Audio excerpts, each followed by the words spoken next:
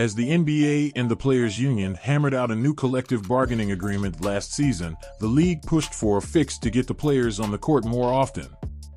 It was a top priority for the NBA because players sitting out while not having any kind of injuries are getting out of hand. The league has seen increased reliance on load management over the years as teams regularly sat its stars even though they are not on the injured list.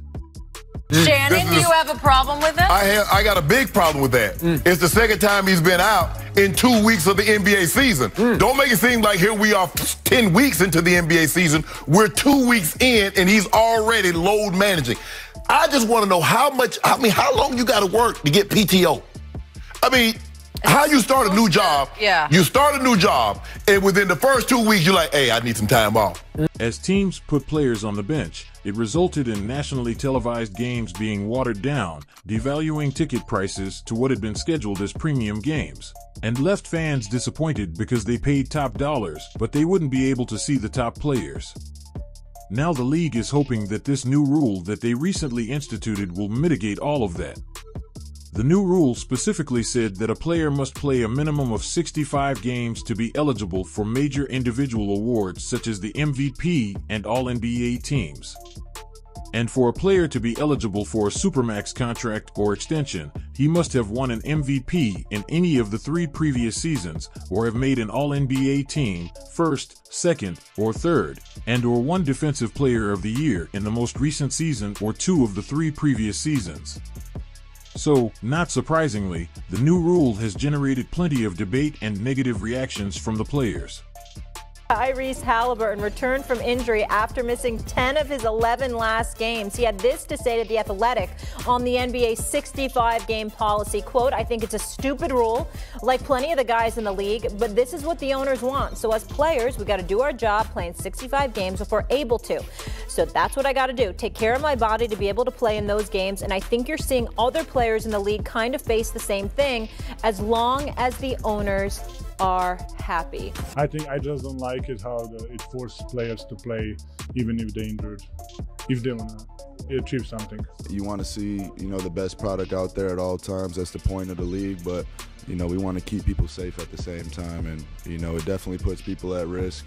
What I think is actually quite bullshit myself is to incorporate something at this point, a rule like 65 games. But maybe 65 games might be a little too severe, maybe they lessen it to 58 or something like that, or something a little bit less. 65 is a little bit tough. Players pointed out safety, loss of income, and health as primary reasons why they vehemently opposed the new 65-game rule. But it begs the question, is it really that hard to play 65 games in a season? With the physicality and defense of years past basically non-existent in this era? With the game more focused now on three-point shooting rather than the tenacious, body-banging interior offense of yesteryear? With all of the technological advancements, player wellness, comforts, and luxuries that the players now have access to? If you're injured, I don't want you to play. But the notion that, number one, bless these guys. You're making $30, $40, $50 million to play basketball 4 days a week. Y'all got the best shoes. You got the best medical staff. You got these guys sleeping in chambers. You got ice baths. Man, if you can play, shut the hell up and play. Once again, Michael Jordan sets a standard. Molly, in Michael Jordan's first 9 years, he played all 82 games 1, 2, 3, 4, 5 times. In the last three-peat, 96, 97, 98, Michael Jordan never missed a game. Yeah, that's how you get GOAT 82 status. games. In contrast, Jerry West, Oscar Robertson, Kareem Abdul-Jabbar, and other star players of the 60s and 70s used to fly, coach, and travel at the back of the plane during their time, but still managed to play the majority of their games. 90s star players never had wearable devices, GPS trackers, or virtual reality therapy at their disposal, but Michael Jordan, the game's greatest player, managed to play 5 full seasons in his first 9 years in the league and have missed only 2 or 3 games in the preceding seasons. John Stockton played full 82-game seasons 16 times in his career. Karl Malone played 10 82-game seasons. Gary Payton 9 times playing all 82. Scottie Pippen and Dennis Rodman 5 times, and Kobe Bryant 4 times.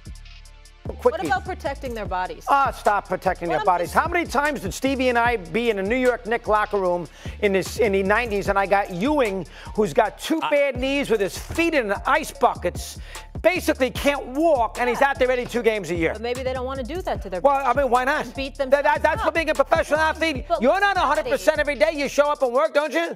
He's not 100% every day. He's bouncing around America. He shows up and work. I got to work. I mean, gee whiz. And the other thing, how about the old days with Jerry West? I'm just bringing him up. I'm not using him as an example. Right. Travel. You know what they did? You're talking about 4 games and 4 nights in 4 different cities, and they're flying coach. West is in the back of the plane. He's not in a charter with he's in the back of a plane and first thing in the morning to get to the next city. That's Jerry West. Let me throw this by you, dog, because I have my researcher do some history here.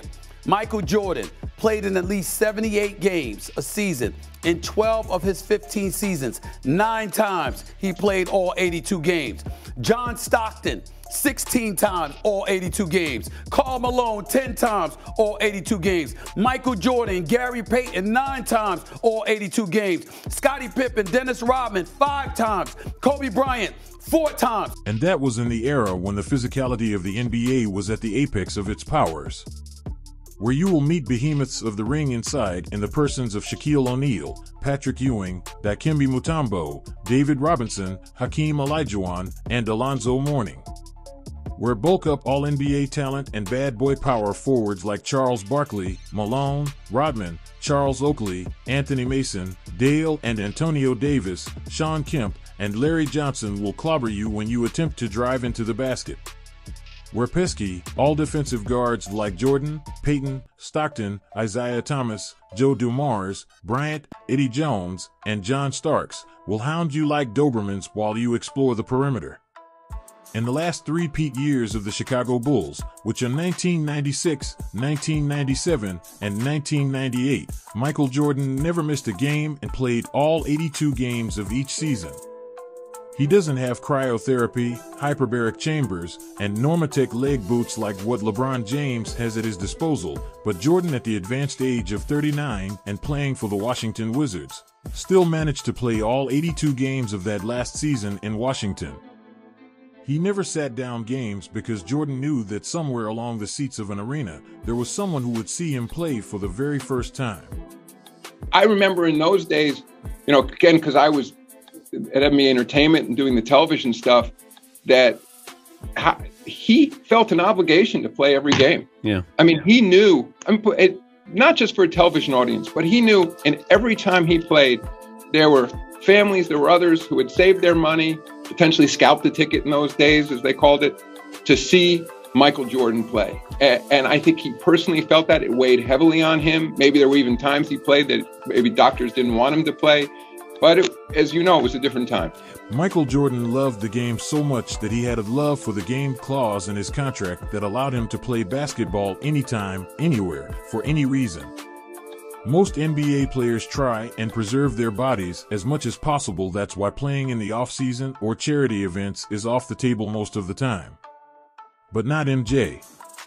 The clause in his contract allowed him to play in exhibition games, scrimmages, or even in a pickup game in a random park whenever he wanted. Bulls management almost had him body blocked to prevent him from entering the Bulls practice facility in 1986 when he was recovering from the only known major injury of his career. In the end, Jordan and Reinsdorf reached a compromise that allowed MJ to play in limited minutes. The Bulls were so afraid of Jordan re-injuring himself that they used a stopwatch whenever he reached 7 minutes of each half in every game. The Bulls went on to qualify for the playoffs, where they faced Larry Bird and the Boston Celtics in the first round. Jordan exploded for 63 points in Game 2, which led to Larry Bird uttering one of the most famous lines in NBA history. Meanwhile, in this era of the three-point shot, you will most likely see a player sit out several games because of a common muscle pain. The stars of today barely managed to play 70 games, much less the full 82 games of a season. Kawhi Leonard had only managed to play 65 games in 3 of his 12 seasons. Kevin Durant played 65 games in 10 of his 12 seasons, but hasn't played in more than 55 games in a season since 2019. Kyrie Irving has only played in at least 65 games in 4 of his 12 seasons. Anthony Davis is averaging 28 missed games per season in the last 4 years, and he only managed to top 60 games in a season once in the last 5 years.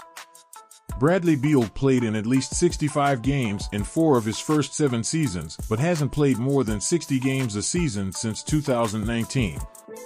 That's why fans are furious. They are not paying huge amounts of money to see their favorite stars in street clothes. Load management. So for people like me who really don't know stuff, here's the deal. I've never heard of that. They don't know the ins and outs of basketball. But here's the thing. A lot of NBA teams rest, right? They rest some of their superstars, even if they're not hurt, for example. But they want to keep them healthy throughout the season. But let's say you buy tickets. Yes. You've been waiting your whole life to watch a star play. Right. That's where I come in, right? You save up your money, buy some tickets for your kids, and then they go to see their favorite player, and he's just resting. I hate it. I dislike it. I was just at Michael Jordan's 60th birthday party. He pulled me to the side. And, we talked about that for 30 straight minutes. Really? It's about your ego, your passion, your love for the game. It's about those fans who, like you said, paid their hard-earned money to watch you play this game of basketball. So I urge you guys to just go out and play hard and, take into account the moms and the dads that pay all that money to watch you perform. Give them a great show. And no more load management. Yeah. No more go out there and play. Go play. And I think go out there and play. The greats that paved the way, they play basketball. But before we end this video, we must not forget who was the main culprit of all of these. The one who started it all. Yep, it's him. Greg Popovich was the one who invented load management, so much so that the late former NBA Commissioner David Stern was so incensed with him that he denied him the head coaching job of Team USA in the Olympics because he was resting the Spurs' Big Three so many times in the regular season, even though the three weren't injured. And I blame Popovich. Popovich had a lot to do with this nonsense. He's the ultimate. And that is why Stern never gave him the job as the head coach of the Olympics, because he was annoyed at Popovich for making sure the Duncans and the Parkers and the Ginobilis didn't play games on the road. Greg Popovich sent Tim Duncan, Manu Ginobili, and Tony Parker home. How did we know that? They were on a line for Chick-fil-A in the Orlando airport about to board Southwest. Am I lying? Nope. True story. Remember it well. They were waiting to board Southwest to San Antonio, and they were standing in the line for Chick-fil-A, and people were like, aren't they supposed to be playing tonight in Miami? Kawhi Leonard learned from the load management master, Greg Sitovich, in San Antonio, because he just sits everybody. He sat Tim Duncan and Tony Parker and Manu and drove me crazy. Remember in Miami, he sent him home. He put him on a plane and the league fined him like a quarter of a meal, I think. What Popovich started as an experiment suddenly evolved into a virus that is now dreadfully affecting its host. The virus became so contagious that many, if not all, NBA owners have been fully infected and have thrown their full support in it.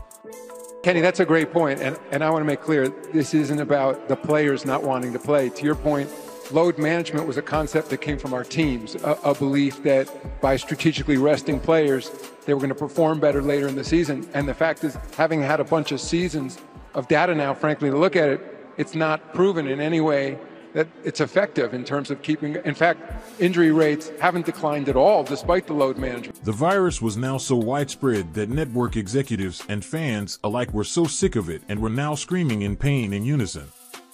Adam Silver has seen enough and is now rolling out the vaccine to finally put a stop to this madness.